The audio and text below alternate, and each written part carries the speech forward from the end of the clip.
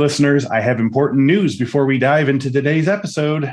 I want to make sure you all know that we have a lot more than weekly interviews about cybersecurity careers to offer you.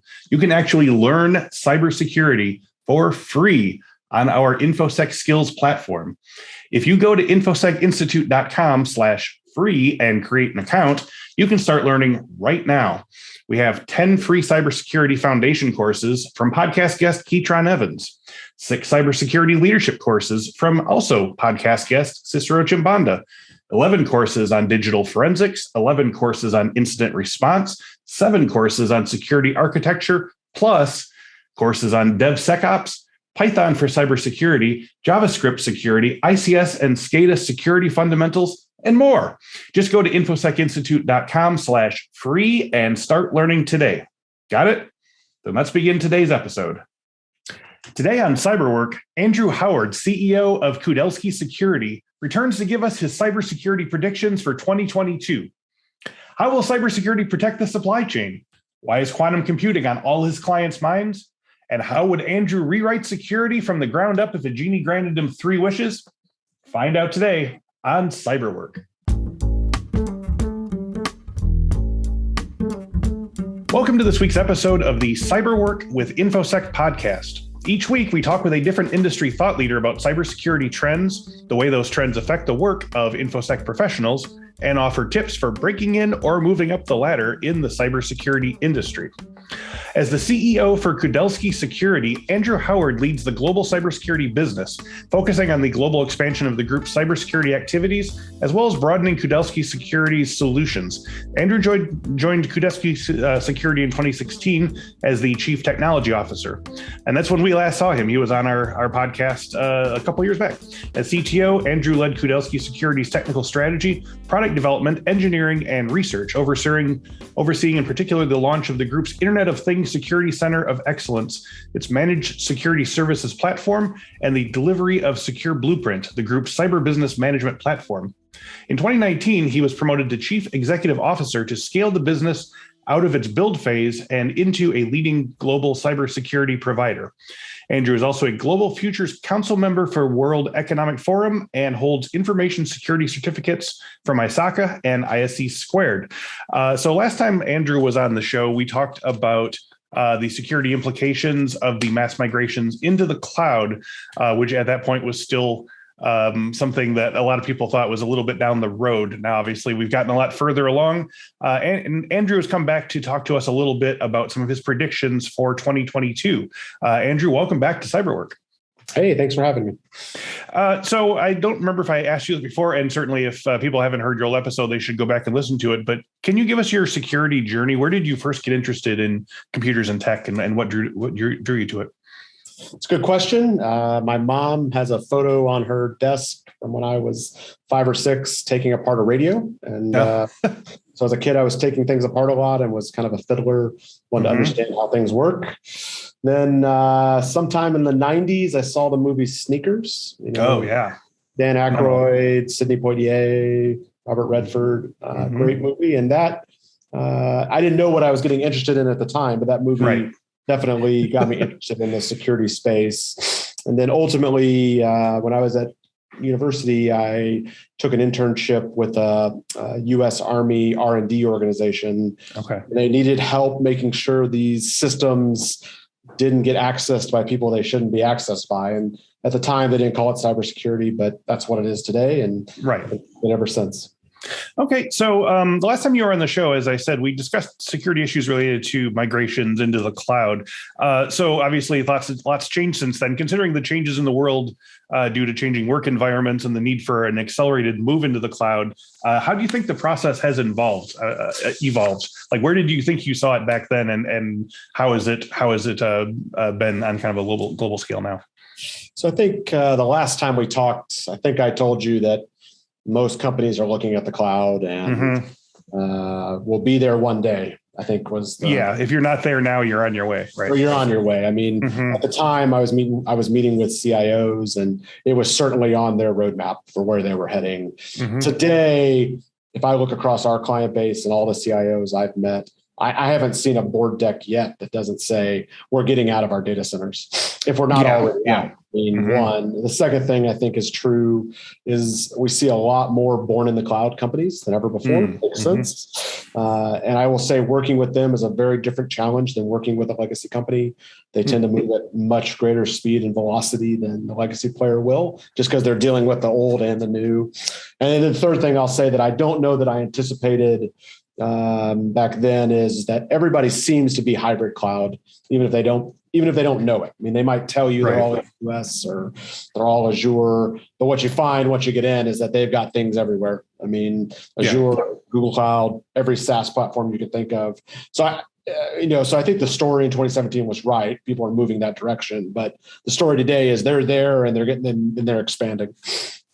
Yeah. Now, were you surprised at sort of how much dragging of the heels there was? I mean, it seems surprising that people are still like at this point considering whether or not to do the cloud, or we're on our way, or this is the year where we go completely cloud. Are you surprised at some of the outliers and the people sort of? I mean, I can tell you, we have 400 to 500 fairly active clients. Meaning we're doing a lot of work with them, and there is certainly a percentage of them that desire to stay on premise for some component. It's almost always driven by regulatory concerns. It's not a desire or a cost reason. Right. Yes. They're being forced to for one reason or another. Yeah. I also think that environment is changing. I mean, as Azure and AWS have started to open regions in different countries, I mean, that removes some of that concern. But there are clients that are still kind of in the slow moving atmosphere, but that's it's a rarity. Yeah, that's why it's a bell curve. There's always a couple of folks at the end there. Yeah, I would just say the tails, it's a one-sided tail bell curve for sure. Yeah. Okay, so for today's episode, Andrew, as I said, wanted to discuss some predictions and opinions on trends for cybersecurity in 2022. But before we get into that, I wanted to ask you about this past year. I'm guessing you made predictions similarly at the start of 2021. How did the year shake out in terms of security compared to what you imagined? So what I love about this prediction space is that it's easy. I mean, I can basically just take the predictions from any year and just make them sound worse and then apply them to the next year. I mean, that's basically how this market works. Sure. They don't change. I mean, so the predictions we made last year were ransomware is going to get worse. You're going to see cryptocurrency oriented attacks. We were right on those. I think we were wrong about what was going to happen in the OT space. I think we thought there'd be more kind of operational technology attacks than there were. But overall, I think our predictions were pretty right. But I think it's a low target because the reality of the cybersecurity market is that the attackers are getting better and the defenders are only getting marginally better.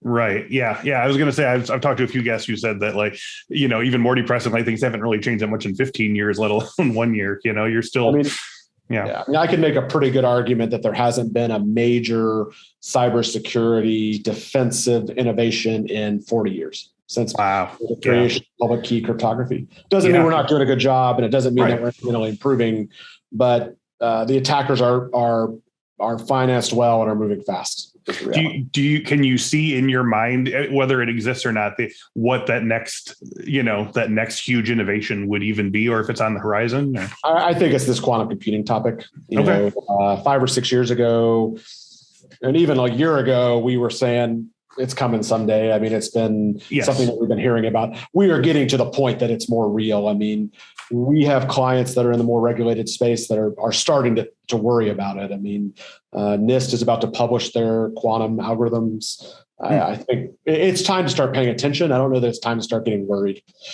Can you talk a little more about that? I don't know if I actually had the question in my question set, but what are your thoughts on where quantum computing is going, and what's the end, not end point, but what's the sort of terminus point of this working? Most cryptography today is based on hard math, typically around factorization, number factorization. A quantum computer, if large enough and in existence, can theoretically crack these factorial-based algorithms very quickly, such that all current encryption could be at risk. There are quantum-safe algorithms out there. They have trade-offs. That quantum computer doesn't exist yet. Theoretically, it does in some form, but not a big enough size that we're aware of to go crack current cryptography. The concern right now is that, and what I would be worried about if I was a regulated entity would be is the data that I'm creating today, which is being encrypted with current algorithms, being stored somewhere for later decryption once this computer is available. I'll also say that this computer will probably be available to those who need it to do nefarious things well before the public knows about it. So it's coming. We're probably not there yet. If you look at the latest and greatest research, 5 to 7 years away. My guess is a little sooner. What are the concerns that you said your clients are concerned about? Are they just concerned that they're not ready to is it the cost element or the what is they're it? Concerned about the safety of the data that they're encrypting today, because it could be stored, put offline, brought back online, and decrypted. They're also worried about the future of their communication algorithms. Theoretically, as a general statement, trading out your cryptography is not something you want to do. And especially at large scale. And so it's time to start thinking about it, not necessarily take action. Okay. So my previous guest last week was Infosec instructor and chief security researcher Keytron Evans. And we talked about some of the major breaches that happened this year. Some were hacks, some originated in social engineering. We got quite a lot of ransomware out there in the world. Where do you see the ransomware threat vectors coming from next? What's the state of ransomware right now?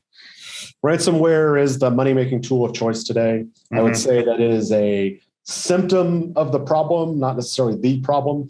Okay. What ransomware has allowed bad actors to do is to monetize their threats. Yep. In the past, they would have just deployed malware, take systems down, steal intellectual property, threaten to steal intellectual property or take systems down. Today, they're just using ransomware to extract payments. So they found a way to make money in a fairly straightforward manner. I will say that the bigger issue is how the ransomware is getting in, which is today typically through email. So bad attachments, bad links, malicious links. One of our predictions for 2022 is that ransomware will double, if not triple. I think that's a pretty safe bet, just to be honest. Yeah. I probably could have said that last year. But I do think that for the time being, this is the threat of choice. And if companies haven't gotten their act together around this topic, it is time to get your act together. What recommendations do you have along those lines? It requires a holistic approach for sure. There's no silver bullet here. Yep. We have clients who just want to buy a solution. That's tough. Yes. They just want you to make it go away for them. Make it go away for them. And there are easy things you can do, but it requires a holistic approach. It's going to require backup solutions, strong security, identity solutions. We would probably recommend an incident response retainer with a firm that can respond. There are also just straightforward things that can be done that can limit your risks, such as deploy some kind of endpoint technology tool. But it's not one thing. It tends to be a variety of things. Okay. So by the time this episode airs in early January, we'll be through the end of year holiday season. And certainly the two big words that hung over everything were supply chain. We were told to buy gifts early because of the supply chain, stock up on supplies because of the supply chain, prepare for inevitable disruptions of all types due to the supply chain. Can you speak about supply chain issues from a security perspective and what improved security can do to either ease the bottleneck around it or how we can move into whatever the next phase of delivery of goods and services is? Sure. So I'm going to take this question from two different viewpoints. Okay. So when you talk about supply chain, the first thing people talk about typically is chips and product manufacturing. That's what most people mean. This is the new frontier in security. We have matured greatly on the IT side of the equation. The average enterprise is a lot more secure today than they were a year ago. And the high-end companies with the big revenues who are spending a lot of money are much more protected than they've ever been. However, the operational technology environment, plant production lines, elevators, manufacturing equipment, vehicles, IoT, IIoT, all these topics. This is the new horizon in security because these environments have typically been avoided from a security perspective. They've typically been disconnected from the internet. That is no longer the case. And third, they're hard to make improvements in because they tend to have big uptime requirements, which slows security professionals down. I think this is the new frontier from security, and there is a lot of opportunity out there for both nefarious actors, but also for improvement. You can also look at this problem from an access or a data management perspective, meaning that we've seen a lot more attackers move up the chain, and instead of attacking an end customer, instead attack their software providers or their data providers or their ISPs or their MSPs. Because why attack one customer when I can go attack an MSP or a software provider and attack just them and get access to 1,000 of their clients? Wow. I also think this is another, not just emerging, but area requiring a lot of focus and is impacting these supply chain topics. And companies need to be aware of their reliance on third parties and the potential risks they're inheriting.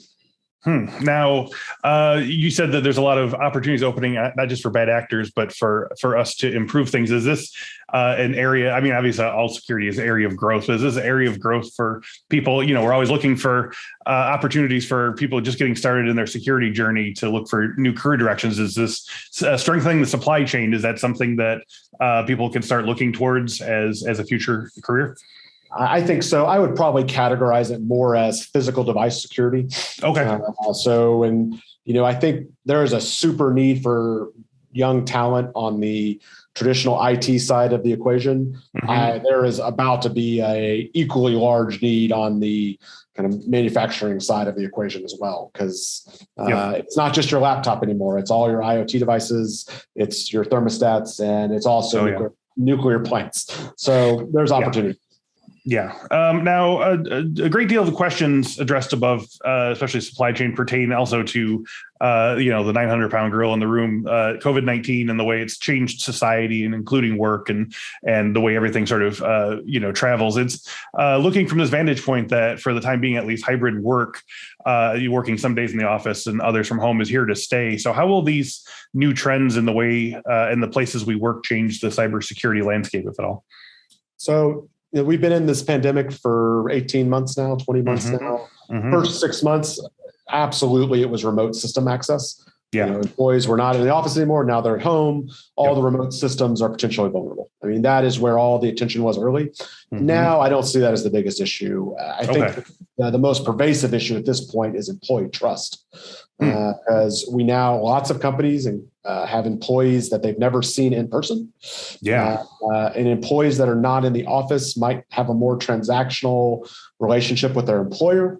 And I think this is where cybersecurity issues are being generated. It's harder to keep track of employees. There's a less of a trust relationship between the employee and the employer. And I think this is leading to a lot of challenges, from the overworked, if you've read about that, to and just people making things that used to happen in person from a cybersecurity perspective are no longer in person. So trust to me is the new issue. But I mean, I don't see the situation getting any better. I just say, So while we get to know our new remote employees, are there other sort of mitigating things that we can do in the meantime? Is this like an access control issue, or what can you do if you're like, I'm not sure these people are here? Do you like give them more limited access to things and hope for the best until they sort of prove themselves, or what do you think? So we have a surprising number of clients reaching out to us on insider threat programs, as well as access control programs. So to more carefully distribute data access rights. And I will tell you, these programs are not easy to put together. I mean, I've been working in that myself personally for a long time, and these programs are difficult and complicated, but they're necessary now, more so than ever before, just because of the remote work. So moving on to another prediction for 2022, cyber insurance has been a big topic this year. And although I know it predates this year, this seems like kind of a year zero in terms of tracking its effectiveness and its issues, and specifically things like the regulation of it and the why and how of payouts, and who pays the money when someone, calls in a problem that they have. Do you think that cyber insurance as an industry will be able to work out the kinks and be a viable backup when the worst occurs? And if not, how would you change it? My answer is no. This is a general statement. I think cybersecurity insurance is part of the bigger picture and part of a program, but much similar to other topics, not the panacea. Most companies are trying to get cybersecurity insurance. It's probably a good idea. It is getting more difficult to get it because I think the underwriters are getting smarter about what the real risks are. I think also companies need to go read the fine print, because often the exclusions will eliminate the purpose of the insurance altogether. I mean, a lot of insurance policies are now starting to exclude ransomware. That seems problematic. Yeah. Is it just because it's so easy to get in, or because it's such a gnarly payout? Oh, okay. The other issue is that these policies are rarely large enough to really deal with the ultimate problem. So I also think that it is going to get more and more complicated to get, because again, I think everybody's waking up. Yeah. I mean, it does. I'm sure there's a point where it'll work itself out, but it does feel sort of like buying magic beans at this point. Yeah. So my advice is to most clients is go get it for sure. You need it. Read the fine print. Yeah, sure. and still don't lean on it. So can you speak about President Biden's directives on immediately addressing and patching vulnerabilities on federal and government servers? I mean, we've had guests speak a lot this year about the importance of prioritizing vulnerabilities and, the ones that are actually exploitable rather than just working around the clock to close everything that can't be exploited anyway. What do you think about the implications of this directive to go close the gaps?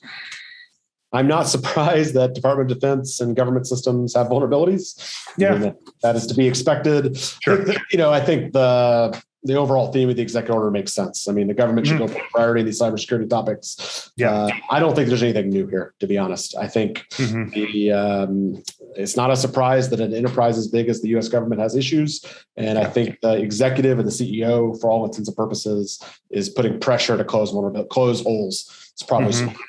Are there legacy issues involved in that as well? Is there a large hierarchy of very old systems versus more recent stuff? And not only that, they're unbelievably complicated, and in many cases, the U.S. government doesn't even know who built the system because it's so old. Yeah, so or can't take things down long enough to update it, I imagine. Right. I mean, this is a complex environment. I mean, like I said, the U.S. government is just a big enterprise. It's just a heck of a lot bigger than anybody else out there.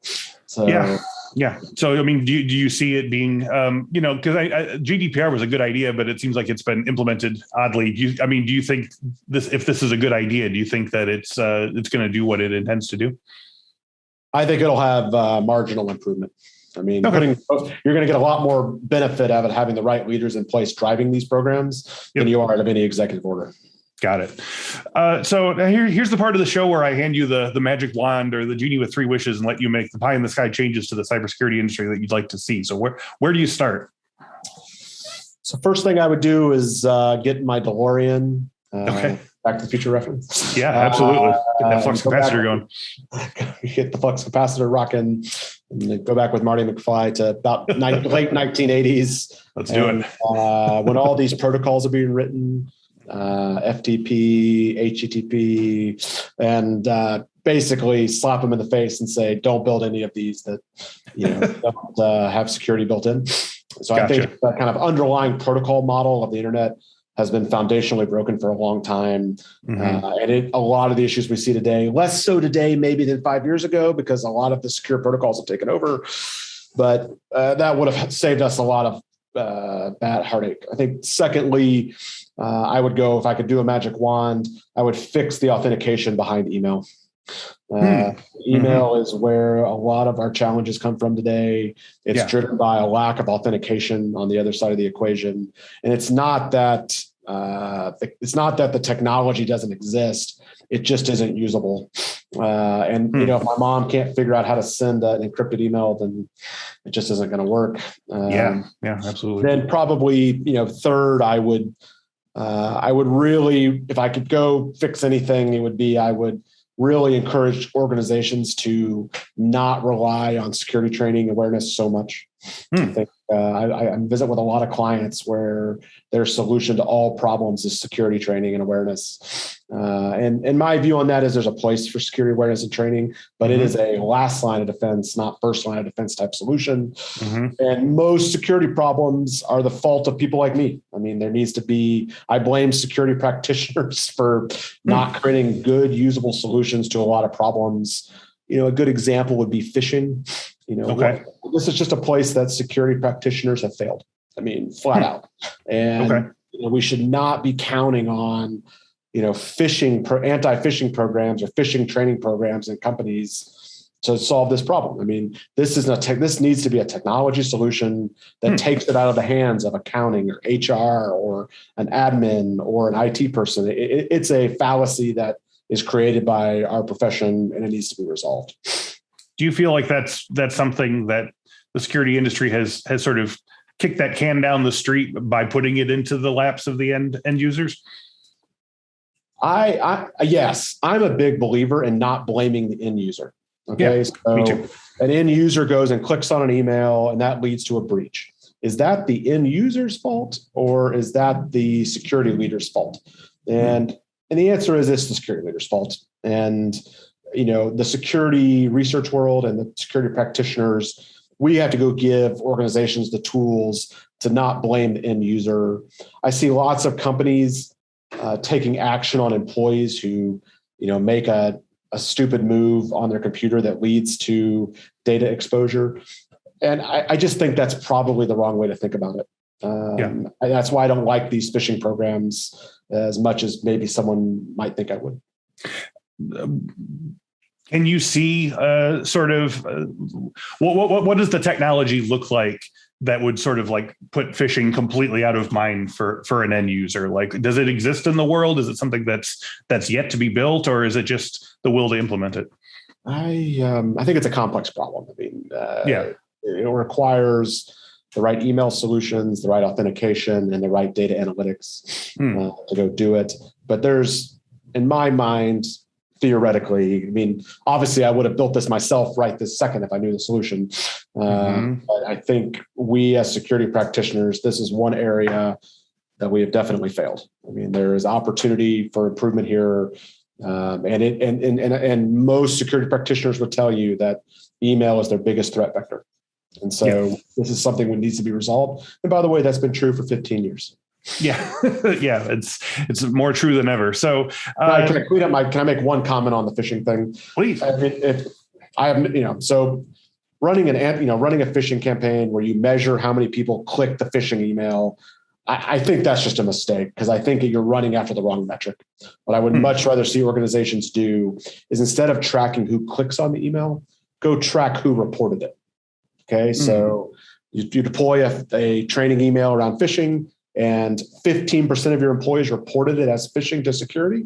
That is amazing. You've just increased the number of people in your sensor network helping defend the network by 15% of your employee base. Yeah. Right. So I would much rather focus on who recognized it and didn't click on it than who didn't recognize it and did click on it, because I think in that instance, training is only going to get you so far. Yeah. Yeah. So is that mean that there's more of an issue for people who maybe recognized it but didn't do that extra step of reporting it? Yeah. I mean, I think there's a need for people to report it. I also say that the people writing these spear phishing emails today are very good. Very good. Yeah. They're very good. So stunningly so. And this is part of my issue with this, with only counting on the click metrics is, with enough time and energy, I can write an email that everyone in your company will click on. It's just, how much energy does it take? And, I would rather put my energy into defenses than necessarily identifying it.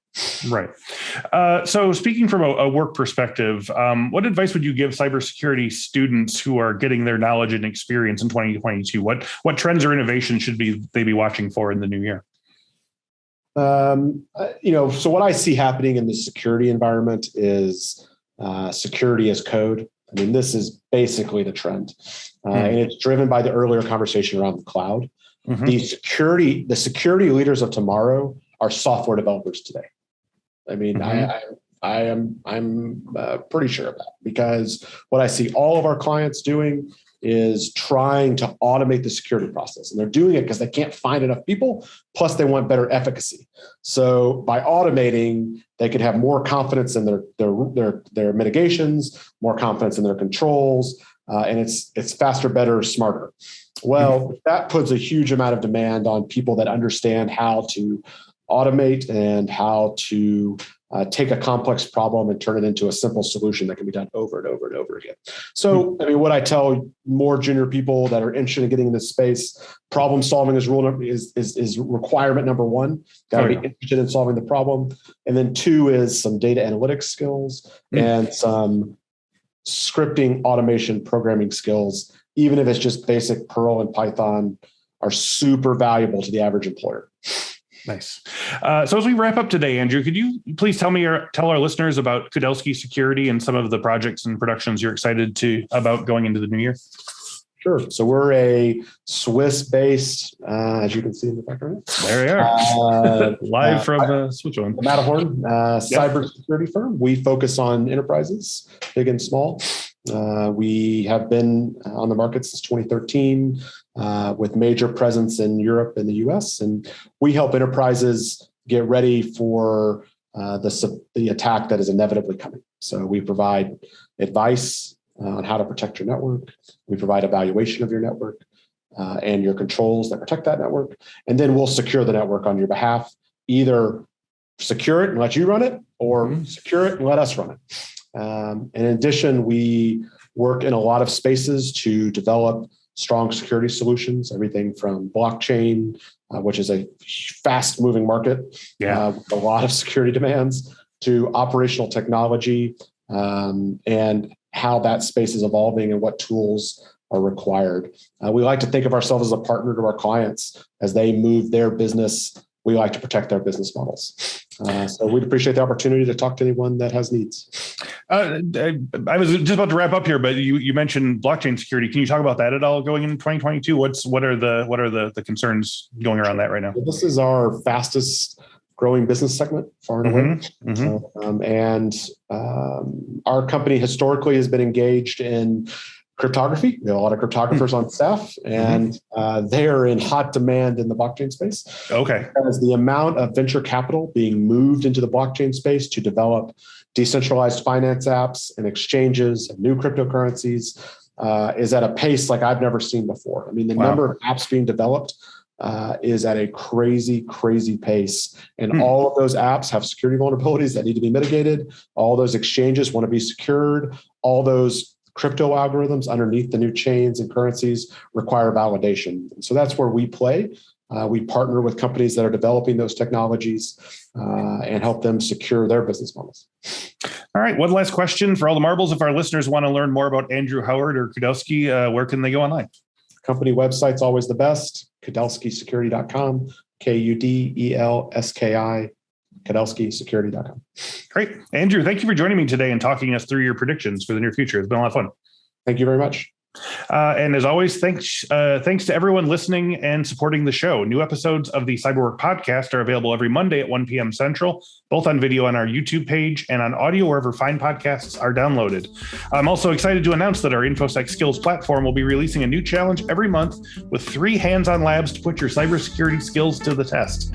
Each month, you'll build a new skill ranging from secure coding to penetration testing to advanced persistent threats and everything in between.